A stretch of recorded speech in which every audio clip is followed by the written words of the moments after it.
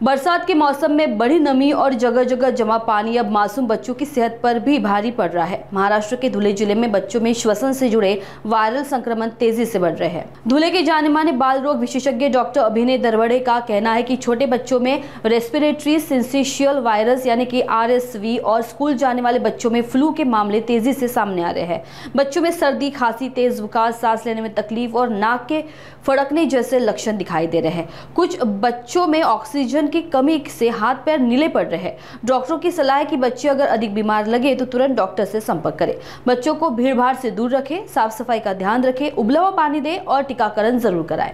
बऱ्याच दिवसांपासून ऊन पडलेलं नाही बघा, आणि ऊन पडलं नाही म्हटल्यानंतर कितीतरी विषाणूजन्य आजार जे आहेत ते या वातावरणामध्ये पसरत आहेत.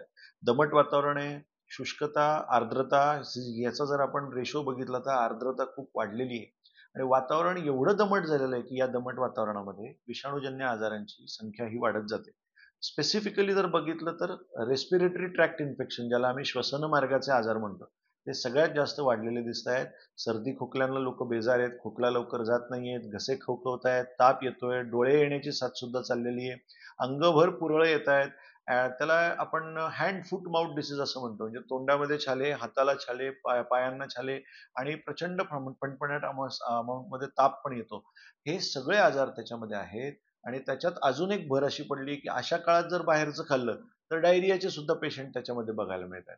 अशा सर्व कारणांमुळे प्रतिकारशक्ती खाली आलेली असते, दमटपणा वाढलेला असतो आणि त्याच्यामुळे आजारपणांची संख्या ही प्रचंड प्रमाणामध्ये वाढलेली आपल्याला बघायला मिळते. कोविडच्या काळामध्ये आपण एक गोष्ट शिकलो की जर स्वतःचे हात आपण स्वच्छ धुवायला शिकलो, गर्दीची ठिकाणं जर टाळली आणि जर प्रतिकारशक्ती चांगली जर ठेवली तर या आजारांपासून आपला बचाव होत असतो.